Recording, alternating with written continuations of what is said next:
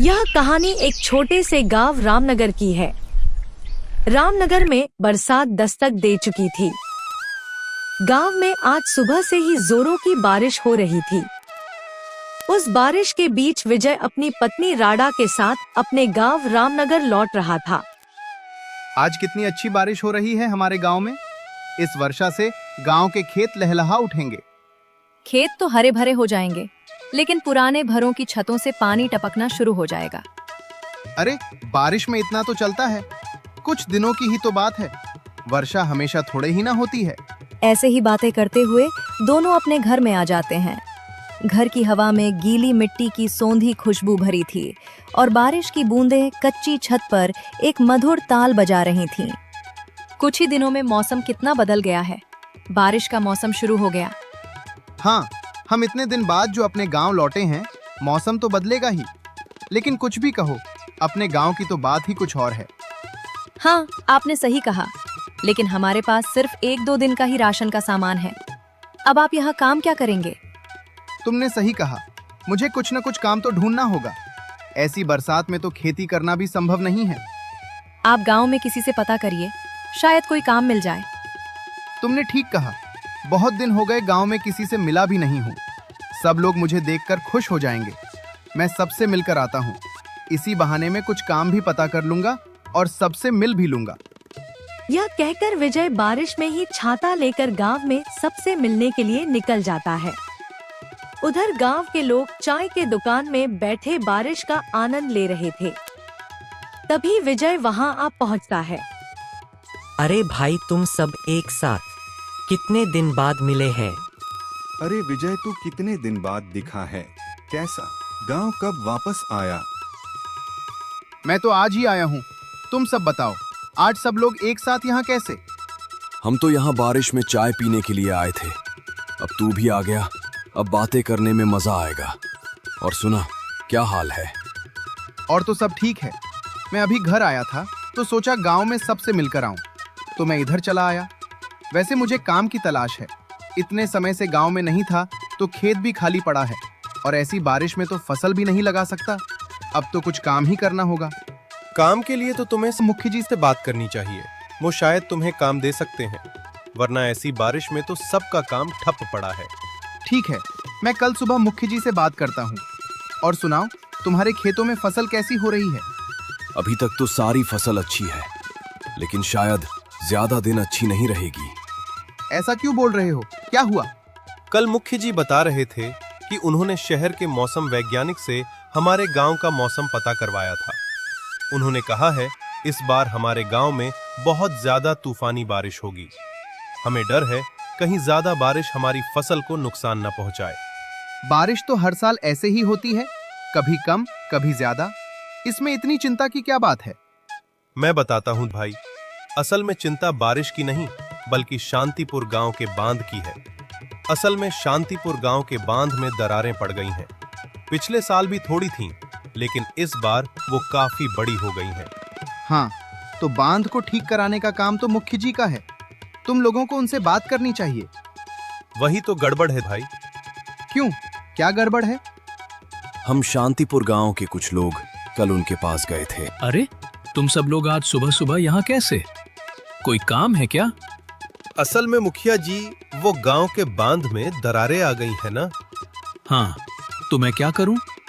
आपने कहा था ना कि आप इस साल बरसात के मौसम से पहले बांध की मरम्मत करवाएंगे। क्या बोल रहा है? मैंने ऐसा कब कहा? याद कीजिए मुखी जी, आपने कुछ महीनों पहले ही कहा था कि आप बांध की मरम्मत करवाएंगे। अरे, बांध की मरम्मत करवाने में कितना पैसा लगता है पता भी है?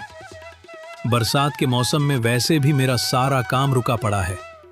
तुम्हें क्या मेरे पास पैसों का पेड़ नजर आता है? मैं बांध की मरम्मत नहीं करा सकता। भाई, अब समझे सब क्यों चिंता में हैं। मुखी जी ने वादा करके कैसे मना कर दिया? अब क्या होगा? अब क्या? अब तो सब ऊपर वाले के हाथ में है। अरे, तुम लोग चिंता मत करो, ऊपर वाला सब ठीक करेगा। ऐसे ही बातें करते करते समय बीत जाता है। अच्छा भाइयों, अब मैं चलता हूँ, कल मिलेंगे। ऐसा कहकर विजय वहां से अपने घर जाने के लिए निकल जाता है। वह घर जाकर सारी बात अपनी पत्नी को बताता है। हमारे गांव के मुख्य जी ने इस बार शहर के मौसम वैज्ञानिक से पता करवाया है कि इस बार हमारे गांव में बहुत ज्यादा तूफानी बारिश होगी और राजू बता रहा था कि शांतिपुर गांव के बांध में दरारें आ गई हैं। अरे, तो बांध की देखरेख का काम तो मुखिया जी का है। लोगों ने उनसे कहकर बांध ठीक क्यों नहीं कराया? सब लोग बांध की मरम्मत की बात करने के लिए मुखिया जी के पास गए थे, लेकिन मुखिया जी ने मरम्मत करवाने को साफ इनकार कर दिया। सभी गांव वाले इस बात को लेकर बहुत चिंता में हैं। अगर ये बारिश नहीं रुकी तो हो सकता है इस बार हमारे गांव में बाढ़ आ जाए। अगर ऐसा हुआ तो सबके घर और खेत बर्बाद हो जाएंगे। अब क्या होगा? तुम चिंता मत करो, अब तो जो होगा देखा जाएगा। वैसे आप काम ढूंढने गए थे, कुछ काम मिला कि नहीं? हाँ, राजू बता रहा था कि गांव में सिर्फ मुखिया जी के पास काम मिल सकता है। मैं कल मुखिया जी से जाकर बात करूंगा। ऐसे ही बातें करते करते रात हो जाती है। विजय और राधा सो जाते हैं। पूरी रात बारिश ऐसे ही लगातार होती रहती है। अगली सुबह उठकर विजय देखता है कि बारिश अभी भी नहीं रुकी है। विजय मन ही मन बोला, लगता है मुखिया जी की बात सच है, बारिश नहीं रुकेगी। बारिश अभी तक हो रही है, लगता नहीं कि अभी ये रुकेगी।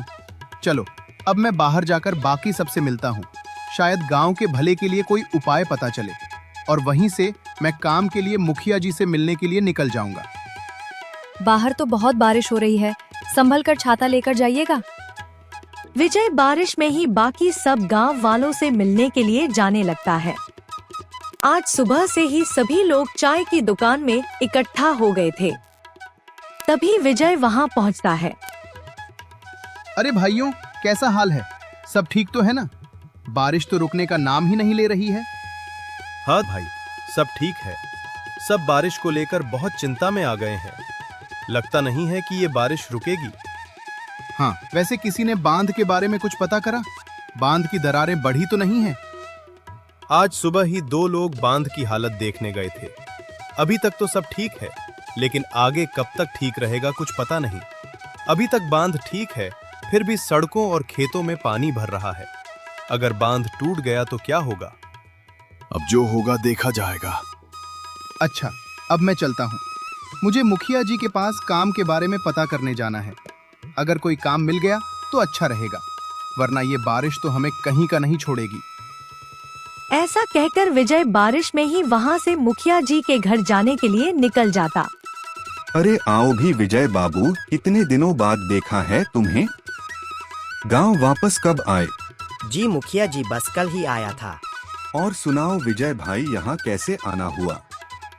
जी, मुझे काम की तलाश थी। जब मैं कल गांव के लोगों से मिला था तो उन्होंने बताया कि ऐसी बारिश में तो सिर्फ आपके ही पास काम मिल सकता है, तो मैं यहाँ चला आया। तो तुम काम के लिए यहाँ आए हो। देखो विजय भाई, बारिश का असर जैसे और लोगों के काम पर पड़ा है, वैसे ही मेरे काम पर भी पड़ा है। ऐसी बारिश में सारा काम रुका हुआ है। मैं तुम्हें काम पर नहीं रख सकता हूँ। अरे मुखिया जी, ऐसा मत कहिए। आपका तो इतना बड़ा कारोबार है, आपके पास कोई ना कोई काम तो होगा ही। अरे, मैंने कहा ना, मेरे पास तुमसे कराने के लिए कोई काम नहीं है। मुखिया जी, ऐसा मत कहिए। आप ही मेरी आखिरी उम्मीद हो। विजय की लाख कोशिशों के बाद भी उसे काम नहीं मिलता है और वह निराश होकर वापस चला जाता है। अरे भाई, क्या हुआ? बड़े निराश लग रहे हो। काम नहीं मिला क्या? हाँ भाई, मुखिया जी ने कहा कि बारिश में उनका भी कारोबार रुका हुआ है, वो मुझे काम पर नहीं रख सकते। अरे भाई, तू अकेला इस चिंता में नहीं है। हम सब उसी हालत में हैं। अगर बाढ़ आ गई तो हम सब की फसल और घर डूब जाएंगे। हम सबके पास कुछ भी खाने को नहीं बचेगा। इस बार की बारिश ने गांव वालों को डरा कर रख दिया था। अगर बारिश ज्यादा हुई तो भी नुकसान होना तय था, और अगर कम हुई तो भी। तभी बारिश में एक आदमी वहां आता है। अरे चाचा, गांव के बांध से पानी रिसना शुरू हो गया है। थोड़ी ही देर में पानी गांव में घुसने लगेगा और हो सकता है कि बांध टूट भी जाए। सभी लोग ये बात सुनकर और भी चिंता में आ जाते हैं। जिसका डर था वही हुआ। अब हम क्या करें चाचा? करना क्या है? अब हम सब लोगों को गांव को जितना जल्दी हो सके खाली करना होगा। इसी में हम सब की भलाई है। ठीक है चाचा, लेकिन हम सब गांव को छोड़कर कहाँ जाएंगे? हमें अब जंगल में ही जाना होगा। इसके अलावा हम कर भी क्या सकते हैं? इस बांध में डूबकर मरने से तो जंगल में रहना बेहतर है। सभी लोग जंगल की ओर जाने लगते हैं। विजय अपनी पत्नी राडा को साथ लेने के लिए अपने घर जाने लगता है। अरे राडा, गांव के बांध से पानी रिसने लगा है। हो सकता है कि बांध टूट भी जाए। हमें जल्दी से जंगल की ओर जाना होगा। सभी लोग गांव से निकलकर जंगल में जा रहे हैं। दोनों जंगल की तरफ निकल जाते हैं। धीरे धीरे सड़कों पर पानी भरने लगता है। सभी लोग जैसे ही जंगल में पहुंचते हैं तभी बांध टूट जाता है और पूरे गांव में पानी भर जाता है। चारों तरफ बाढ़ का पानी ही पानी होता है। लोगों के घर, खेत सब पानी में डूब जाते हैं। और उधर मुखिया जी अपने घर को पक्का और मजबूत समझकर उसी में रहते हैं। अरे ये बारिश मेरा कुछ नहीं बिगाड़ पाएगी। मेरा घर पक्का और मजबूत है। इतनी सी बारिश से मेरे घर को कुछ नहीं होगा। ऐसा सोचकर मुखिया जी अपना घर नहीं छोड़ते हैं, लेकिन बारिश को कुछ और ही मंजूर था। बारिश इतनी ही तेजी से लगातार होती रहती है और कुछ ही देर में मुखिया के घर में भी पानी भरने लगता है। मुखिया जी घबराकर बोले, अरे ये क्या? मेरे घर में भी पानी भरने लगा? ऐसा कैसे हो सकता है? अब मेरे घर का क्या होगा? मेरे सामान का क्या होगा? ऐसा कहकर मुखिया जी घर से बाहर निकलते हैं। अपने घर को डूबता देख मुखिया जी को अपने किए पर पश्चाताप होता है। मुखिया जी ने अफसोस से कहा।